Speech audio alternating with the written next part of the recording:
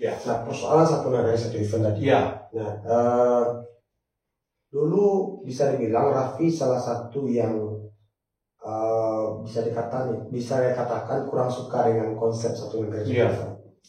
Karena menurut Raffi, kalau satu negara satu event untuk membantu berkontribusi terhadap PAD Kabupaten Latar itu kan tidak ada. Iya, betul. Nah, malah Raffi dulu berpikir kenapa pemerintah daerah tidak fokus atau tidak mengembangkan destinasi-destinasi wisata baru. Tahun ini dengan waktu 3,5 tahun ya kepemimpinan efektif dari kepala daerah dengan pasangannya waktu itu, ini kan cukup mengarah ke situ pemberdayaan dari satu event satu negari. Kenapa? Sasarannya adalah menjemput potensi yang ada di negara-negara itu dengan program jangka menengah dan jangka panjang. Jadi jangka pendeknya satu event satu negara. Mungkin tapi lebih punya andil di dalam itu kan. Nah, tapi jangka menengahnya ada dalam proses. Nah, jangka panjangnya adalah kita akan menemukan potensi kebudayaan dan tradisi yang ada di setiap nagari yang ada di Kabupaten Tanah Datar.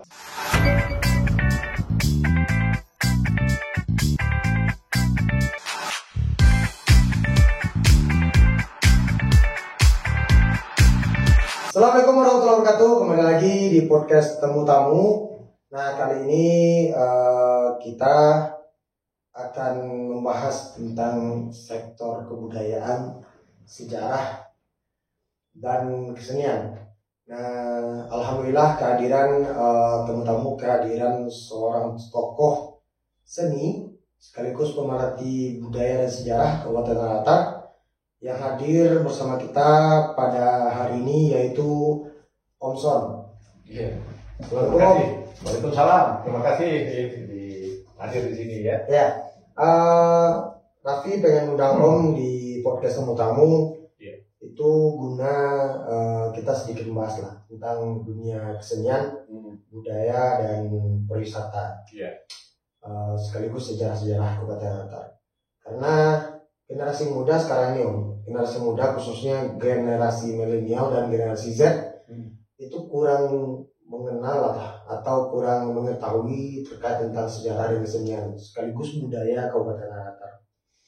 Nah, Raffi minta untuk deskripsi awal nih bagi penonton Temu Tamu agar mengetahui Om itu kesehariannya, kegiatannya apa, dan dari dulu itu peduli tentang sejarah dan budaya ini seperti apa ya? Iya, baik Raffi, terima kasih. Pada kesempatan kali ini saya juga adalah seorang seniman, seorang pelukis, dan seorang yang dalam pemerhati sejarah dan kebudayaan. Nah, track record saya sendiri juga adalah seniman nasional yang terdaftar di Galeri Nasional di tahun 2007. Jadi dulu karir di bidang kesenian dan kebudayaan ini di Riau. Saya mendirikan Persatuan Seni Rupa Riau, Seni Rupa Muda Riau. Itu kita lakukan dan membesarkan Dewan Kesenian Riau yang ada di Provinsi Riau di zaman itu, zamannya Pak Presiden di Riau. Nah, terus 7 tahun yang lalu saya eksis di kampung halaman. Kampung halaman yaitu Tanah Datar. Nah, kita di kampung Tanah Datar ini kita saya tertantang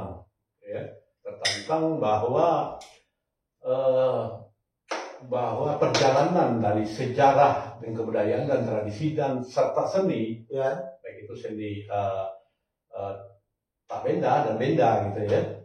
Jadi baik itu seni ukir segala macam, seni kriya, itu sebenarnya Tanah Datar ini gudang seni berarti. Gudang seni. Contoh dari gudang seni kita telah memiliki seni arsitektur. yang pertama di Minangkabau, ya, yang berada di Bukit Sangkiang itu. Bukit Sangkiang. Iya, Bukit Sangkiang itu di daerah kawasan Priang dengan Bukit Umak itu, salah satu bukit itu berdirilah Rantiang yang pertama di Minangkabau. Nah, seperti arsitektur yang kita kenal sekarang ini. Yeah. Sebelumnya juga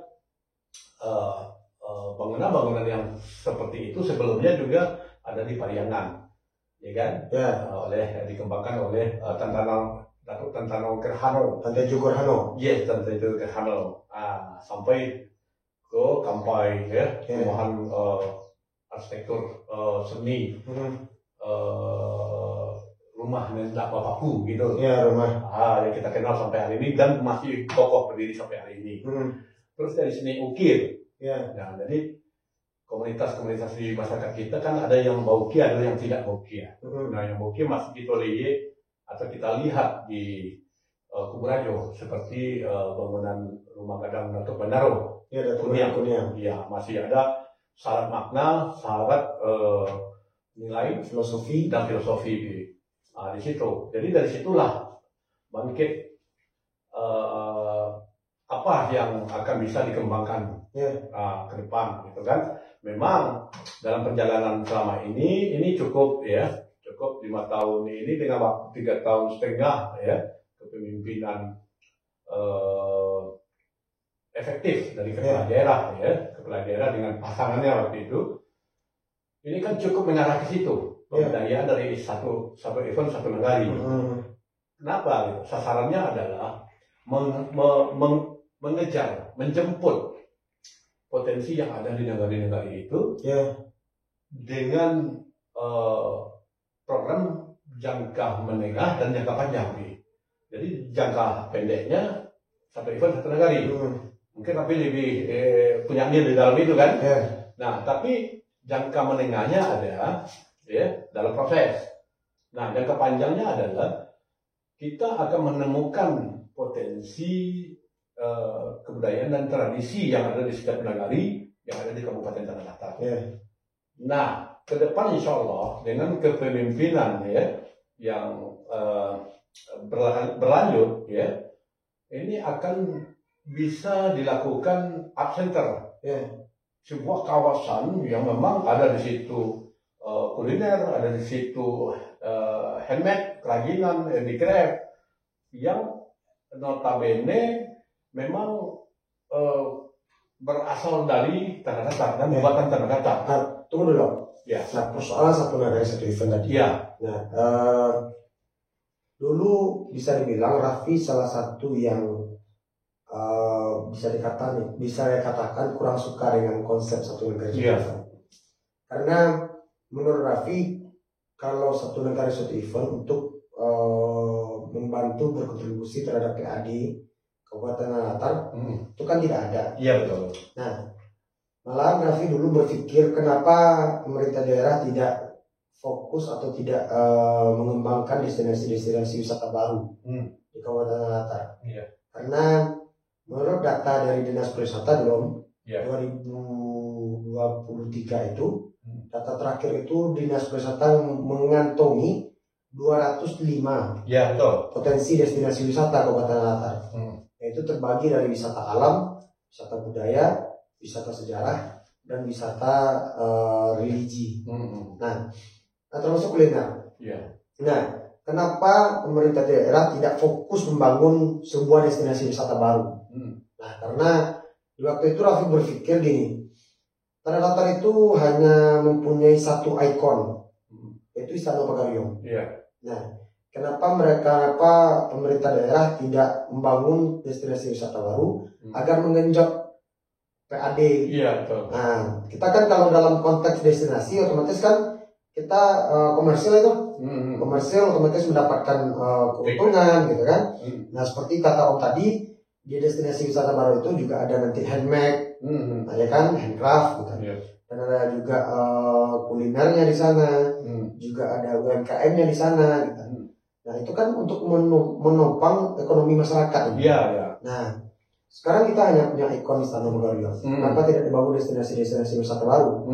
Mungkin pemerintah daerah bisa meminta data dari dinas pariwisata, dari 205 itu dikerucutkan deh menjadi 10 atau 5 lah dulu. Skala prioritas. Ya. Dibangunlah yang baru kan. Ya. Nah mungkin standarnya tidak sama dengan Istana Pagoriung. Ya. Tapi bisalah mengiringi atau mengejar Istana Pagoriung itu tadi. Ya, betul. Nah dulu Raffi berpikir seperti itu. Kenapa tidak bikin destinasi wisata baru? Tapi setelah berjalannya waktu, Raffi berpaham.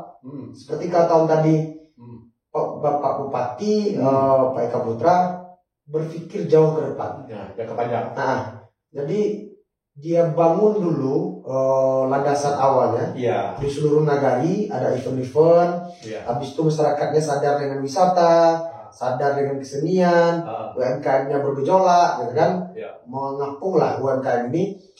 Mungkin tidak tertutup kemungkinan di periode ke depan kalau insya Allah mereka diberikan amanah sekali lagi bisa dibangun destinasi wisata baru di Kabupaten Mataram. Kalau menurut Om, alternatif dibangun destinasi wisata baru adalah solusi paling pas nggak untuk di itu sangat pas, Pi. Jadi artinya Bapak Eka sekarang setelah mengevaluasi ya, walaupun dalam durasi 3 tahun ini yang efektif ya, tapi percepatan pembangunan di segala bidang sekarang ini kan lagi dirasakan oleh masyarakat, baik itu sektor pengembangan pertanian, area wisata yang ada di Istana Pagoriung itu udah berkembang itu, sehingga dengan kepemimpinan mereka itu lebih kurang sekitar alokasi anggarannya udah mencapai 15 miliar yang telah diaplikasikan menjadi bentuk bangunan. Nah, 54 kios ditambah dengan 1 plaza dan ETC ya, dan sarana tempat ibadah dan toilet. Wah, serta parkiran yang baru. Dulu kita kan kesulitan parkirannya. Nah, parkirannya barang jalan sering kecelakaan. Nah, sejak dengan kepemimpinan Pak Eka ini telah diaplikasikan, ya kan? Sehingga minim kecelakaan terjadi bagi pengunjung-pengunjung yang mengunjungi khususnya di Istana Pagoriung. Nah, terus kelanjutannya dalam pengembangan objek destinasi wisata baru itu saya sangat sepakat. Tapi persoalan memang harus pelan-pelan diselesaikan. Contoh, karena destinasi wisata baru, kalau dia natural atau dia alam, dia harus diselesaikan di tingkat nagari dulu. Contoh, karena ada tanah wilayah yang melewati itu. Nah, gitu deh. Terus potensi di destinasi menhir atau prasasti yang ada itu dalam kuasanya BPCB. Walaupun saya pernah berkomunikasi dengan Dirjen BPCB, silakan kalau pemerintah mau mengelola, bikinlah sarana parkir, ya, di mana seperti Batu Basure itu, Batu Basure bisa dikunjungi itu ada tempat parkirnya, busnya standar dari tourism yang mengunjungi Tanah Datar, jadi dan Batu Becikam dan yang lain-lain. Nah, sehingga nanti termasuk yang Danau Singkarak, Danau Widin itu, jadi standarisasi tourism ya itu ada di situ, ada fasilitas anjungan tunai mandiri, ada segala macam. Jadi ini yang akan menjadi satu. Nah, ini arahnya memang ke situ, ke depan gitu loh. Saya sangat meyakini bahwa Pak Eka akan sanggup membuktikan ini ke depan. Ada ikon baru. Nah, ikon baru yang menjadi destinasi penunjang dari kebudayaan yang ada. Apakah Om meyakini Pak Eka sanggup itu karena Bapak Fadlizon menjadi Menteri Kebudayaan? Oh yes. Nah, jadi begini. Rangkaian itu kan dia sistematis. Ya, dari level governance. Good governance. Jadi presiden terpilih ini adalah good governance. Dia yang terpilih dan menjabat, yang mempunyai kuasa dan memiliki legitimasi. Nah, tentu ya, kalau Pak Eka sendiri, kita melihat track record-nya, ya, sebelum jadi bupati dia udah eksis, kan gitu, udah eksis, sudah ada kedekatan emosional dengan Bapak Prabowo Subianto, dengan Fadlizon, dengan yang lain-lain, kan gitu. Karena dia waktu itu, waktu Pak Prabowo berpasangan dengan Sandiaga Uno, itu Pak Eka Putra SE menjadi wakil bendahara di tim pemenangannya. Ya. Nah itu, jadi emosionalnya kuat hubungan orang ini gitu. Nah kita mudah-mudahan, makanya orang Tanah Datar bilang, kenapa Tanah Datar dikatakan Kabupaten Tanah Datar? Nah sekarang saya buka sama Raffi, yang dikatakan datar di Tanah Datar ini bukan tanahnya, Bi. Bukan apa tuh? Tapi alam adabnya. Adabnya. Jadi alam cakambang jadi guru. Jadi ilmu adab aturan hidup orang Tanah Datar ini dia menimbang sama boleh mau kuah sama panjang. Ah gitu, Bi. Jadi karena kenapa? Dua adiknya ini lahir ada 2 agam dari 50 koto. 50 koto sampai ke Jadi dia tidak akan berat sebelah. Dia kalau bisa menyelesaikan persoalan. Ya, jadi bercermin dari masa lampau secara literasi kebudayaan dan sejarah. Pemimpin di Tanah Datar adalah pemimpin cerminan Minangkabau. Kenapa gitu? Belahan dunia datang ke Tanah Datar. Orang ya dari India, dari Tiongkok kuno, dari macam-macam belahan dunia, dari Thailand segala macam. Malaysia otomatis bangsa pasar 40% kita yang ada mengunjungi Tanah Datar. Bayangkan perputaran ekonomi kalau ini dikelola dengan baik. Nah makanya Pak Eka melakukan satu event satu negara itu mengakomodir dulu. Diakomodir dulu, yang ini pakainya kok. Kalau yang ini potensinya ini, yang ini silatnya ini, yang itu legendanya ini di setiap daerah dan kulinernya. Nah, adonan lamang tapai, adonan rendang balui, gitu ya kan? Pakai kucuy. Gitu Be. Jadi itu menjadi kerinduan pemersatu nanti dijadikan sebuah community yang memang memiliki potensi secara keilmuan dan ekonomi. Jadi sehingga pemimpin Tanah Datar ini naik level ya, naik martabat. Kalau seandainya, gitu ya, seandainya kita berada lebih, saya berpendapat secara pribadi antara gubernur dengan memimpin Sumatera Barat dengan menjadi bupati di Kabupaten Tanah Datar, saya rasa selevel. Kenapa selevel? Nah, selevel. Kota Padang tidak akan dikunjungi dengan durasi waktu yang panjang oleh belahan dunia. Karena dia bukan satu-satunya tujuan dari turisme. Karena sejarahnya bermula dari Tanah Datar. Orang akan mencari ke Pangkal. Pangkal ada di Tanah Datar. Pusatnya Tanah Datar. Good governor-nya adalah Bupati Pak Eka. Jadi ke depan Pak Eka ini akan disibukkan. Makanya setiap rombongan tamu yang dari mana-mana, ya pembesar-pembesar dari mana, otomatis Pak Bupatinya sibuk. Kenapa gitu loh? Karena dia bergovernance di luar. Datanglah contoh, datanglah Raja Malaysia. Kalau nggak Bupati Tanah Datar yang sibuk, nggak mungkin gubernur yang sibuk. Kan gitu. Karena secara budaya dia akan mencari ke Panggaluyung dan sekitarnya. Brunei Darussalam. Nah, seandainya dia akan menapaki las, otomatis dia akan mengunjungi Tanah Datar. Walaupun dari Munggah, dari 50 kota, rentetan perjalanan dari. Tapi kalau dari sistem pemerintahan, dari sistem pemerintahan, Pak Eka Putra kan udah membuat fondasi awal dengan kegiatan satu negara satu event untuk mengangkat adat dan budaya Tanah Datar. Nah, kebetulan Bapak Fadlizon itu sekarang berkemungkinan jadi Menteri Kebudayaan. Nah, fondasi awalnya udah dibikin nih sama pemerintahan sekarang, dan itu akan menjadi gampang nantinya untuk meminta program dari sisi kebudayaan di Kabupaten Tanah Datar. Karena Kabupaten Tanah Datar ini batu sangkarko kota budaya. Nah, jadi agak agak gampang rasanya atau agak fasilitasnya ada jika pemerintahan yang terpilih nanti itu akan berkomunikasi langsung dengan Kementerian Kebudayaan. Seperti yang Om sampaikan tadi, Pak Eka dulu pernah jadi wakil bendaharanya pemenangan Pak Prabowo Subianto, kan?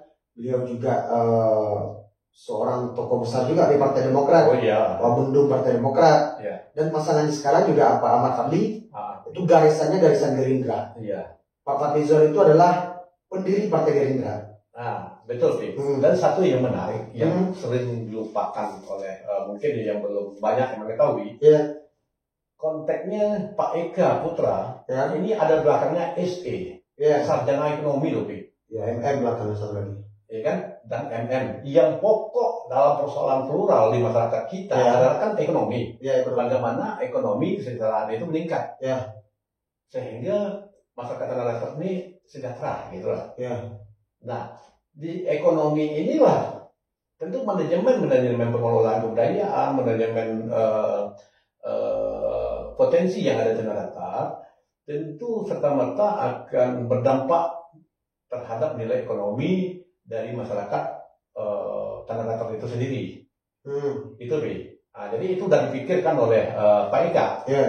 Karena dia juga orang ekonomi. Gitu, Nah, kalau orang ekonomi ini kan pikirannya prinsip ekonomi yang terpakai Bi. Contoh, nah, event ini diselenggarakanlah di tanah datar atau dibukalah destinasi wisata baru, investasi misalnya 5 miliar. 5 miliar ini adalah gande, Pi. 5 miliar kecil kali. Ya pokok itu contoh. Contoh 50 miliar lah Om. 50 miliar. Ini investasi. Investasi ibaratnya orang bakadai. Nah, tanah datar dalam rentang waktu yang lama yang adalah basisnya kebudayaan dan sejarah. Nah, destinasi wisatanya terbuka, ikon budaya terbuka, otomatis nilai investasi 50 miliar ini akan kalau dikelola dengan baik ya bersama-sama dengan masyarakat ini akan memberikan dampak secara ekonomi masyarakat dulu dan investasi yang 50 miliar tadi ini akan bisa bergulir dari satu destinasi wisata baru yang 50 miliar tadi dibikin kita ingin geser lagi nih ke satu lagi di mana kira-kira ada potensi. Nah, potensi gitu. Jadi saya rasa optimis 5 tahun ke depan tanah datar akan bangkit dari yang telah ada. Misalnya sekarang udah bagus ya, akan bagus gitu. Akan lebih baik dan bagus gitu. Karena memang dasarnya harus ibarat pepatah kuno, baraki-raki dahulu. Kan gitu. Jadi artinya tidak ada yang serba instan. Nah, apalagi kita dengan lamanya proses-proses kajian-kajian sejarah kita dan budaya dan potensi berkaitan dengan adat istiadat tentu tidak serta-merta. Tentu perlu sosialisasi. Datuk dulu di nagari perangkat pemerintah nagari juga akan dilibatkan sampai ke tingkat jorong, ke tingkat dusun. Nah, mulai dari kecamatan sebagai stakeholder dari pemerintah kabupaten. Nah, seluruh OPD ini akan aktif. Contoh, kalau agendanya atau seperti destinasi wisata investasi 50 miliar tadi, seluruh UPD ini akan menyasar ke sana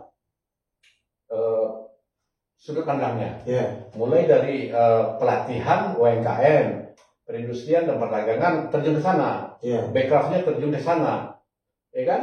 PUPR sarana prasarana jalannya menuju ke sana. Nah seperti itu Pi. Dan perlindungan terhadap yang lain-lain kan kita punya LKAM, punya KAN, ya kan? Nggak ada masalah gitu. Jadi sebenarnya ini telah terpikirkan oleh Pak Eka untuk jangka panjang. Dia akan mengakhiri dengan sebuah mahakarya. Gitu, Bi. Jadi ibarat pepatah seniman mengatakan, bahasa seniman mengatakan menggores kanvas itu dari kosong, dari nol, dari putih menjadi warna. Dari warna menjadi gradasi. Nah, sekarang kan gradasi yang terjadi. Ada kayak pelangi gitu, kan warna-warni itu wajar gitu, Bi. Tapi pada titik tertentu ya, apalagi kita berikan waktu 5 tahun kepemimpinan beliau nanti ke depan, insya Allah, ini akan menjadi sebuah mahakarya, masterpiece. Ya, masterpiece. Inilah yang akan ditinggalkan oleh Pak Eka untuk Tanah Datar, untuk masyarakat. Makanya dalam sketsanya 4 tahun yang lalu, saya kasih tulisan judul di bawah dalam sketsa beliau itu, namanya Cerminan Tanah Datar Masa Depan. Yeah. Artinya dia akan meninggalkan sebuah karya untuk masa depan anak Tanah Datar. Tokoh-tokoh muda seperti Sebaya dengan Rapi. Kalau kami ini kan udah di atas 50 ini kan udah tinggal take off aja lagi nih. Yeah. Nah sekarang ini generasi muda, milenial. Nah ini yang kita dicoba untuk dipersiapkan dari semua lini. Contoh dari kreatif, industri kreatif. Nah kalau dari sisi lainnya otomatis akan berjalan sendiri. Baik itu pendidikan, agama itu udah akan balance. Nah, kalau Raffi nggak, kalau misalnya nanti diminta untuk membantu pemerintah ya Om, bukan di sektor pariwisata Raffi. Kalau memilih bukan di sektor pariwisata, pemberdayaan perempuan lah. Pemberdayaan perempuan lah Om. Ya, jadi sebenarnya gitu. Kalau untuk warga negara, ya, kewajiban negara itu kan individual, personal, rakyat. Yang dikatakan rakyat itu, dia tidak memiliki jenis kelamin. Ya betul. Gitu loh, ya. Itu bahasa seninya seperti itu. Apakah ini laki-laki, apa perempuan? Tidak. Ya. Rakyat, kan gitu. Global ya. Yes. Nah, jadi artinya program-program ini berlaku untuk semua masyarakat Tanah Datar ke depan. Nah, mudah-mudahan seperti itu, Bi. Nah, mudah-mudahan ke depan setelah kita evaluasi, ya, tentu harus didampingi dengan orang-orang yang memiliki skill, yang memiliki talenta, yang memiliki pengalaman, track record, ya, untuk mendampingi kepemimpinan Pak Eka ini, dengan Fadli, ya, 5 tahun ke depan, gitu loh. Jadi contohnya kita di bidang kreatif, Raffi di bidang tourism dan kreatif. Oh enggak, tadi udah dibilang View mau di bidang tourism. Oke. Bidang pemberdayaan perempuan. Gitu ya kan. Nah, UMKM dan kue-kue apa macam, laman tapai gitu macam gitu kan. Jadi itu nggak ada masalah gitu loh. Nggak ada masalah, Pi. Siap.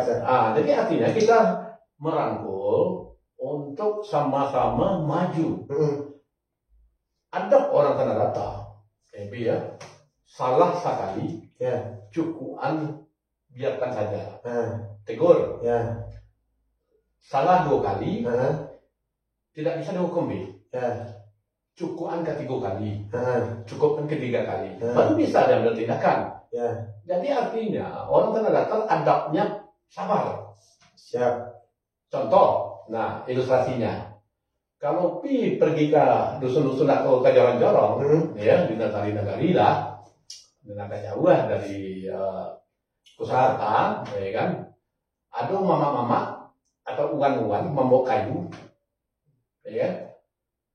Kalau kita tanya, ya, kebetulan uan-uan tadi itu bapak jauh dari rumahnya, atau pulang membawa kayu. Jadi kalau kita duduk di gadai, kita tanya, Wan, dari mana Wan? Dari mana Wan? Aku ambil kayu. Banyak kan kayu? Iya, melok kandang Jawi. Melok kandang Jawi. Notasinya adalah situ, bahwa orang Tanah Datar, masyarakatnya, ya baik itu secara adat turun-temurun, itu lebih cenderung memperbaiki daripada membuat baru. Tidak ada orang ditanya dengan lawan, baik kandang Jawi, tidak ada. Karena batal anak Jawi itulah turun-temurun.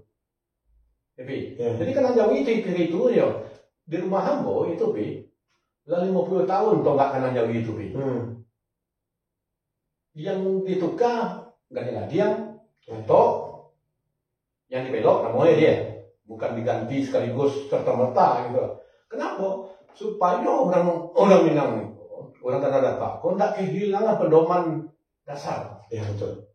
Itu filosofinya, Ini Om, terakhir kita udah sampai di penghujung perbincangan kita nih. Jadi Om bilang beragam lah yang dapat Raffi simpulkan itu bahasanya Pak Eka sudah membangun fondasi awal dalam 3,5 tahun.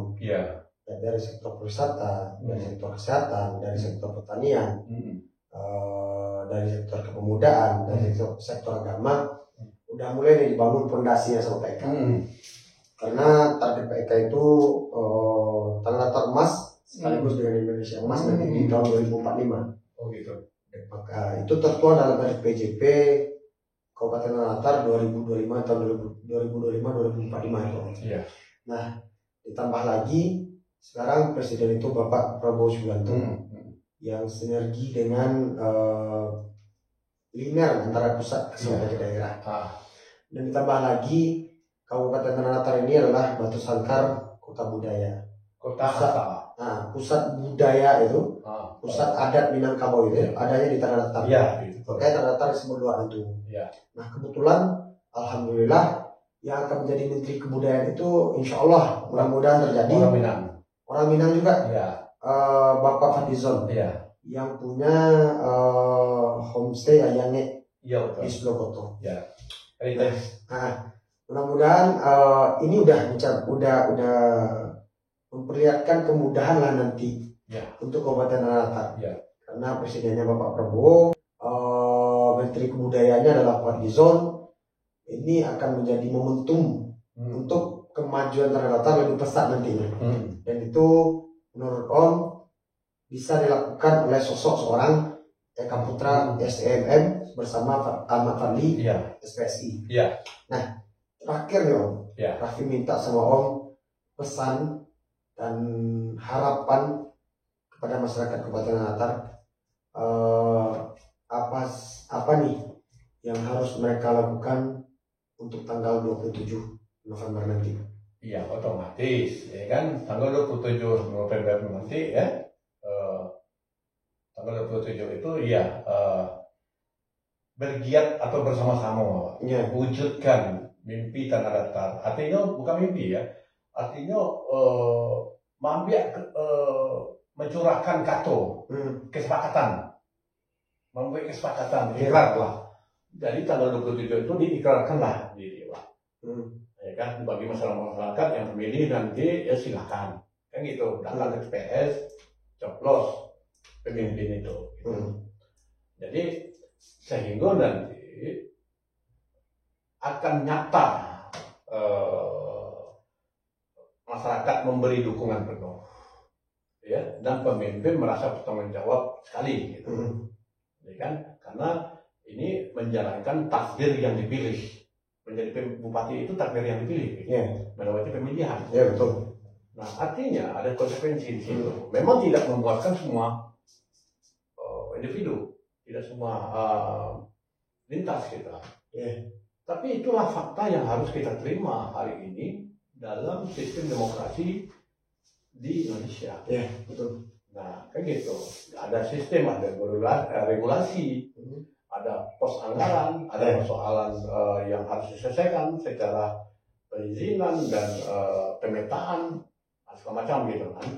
Nah, jadi mudah-mudahan dengan ketangguhannya Pak Eka Putra yang telah malang melintang, ya, dia akan fleksibel. Saya lihat seperti itu, gerakannya cepat. Kalau Pak Eka, ya kan, geset gitu lah. Jadi dari body language-nya kita bisa nilai. Dia akan memiliki attitude yang tinggi dan kecepatan speed yang luar biasa. Ya kan, dia geraknya lincah gitu tapi. Dan mengerti dan sangat mengenal dengan adat Minangkabau.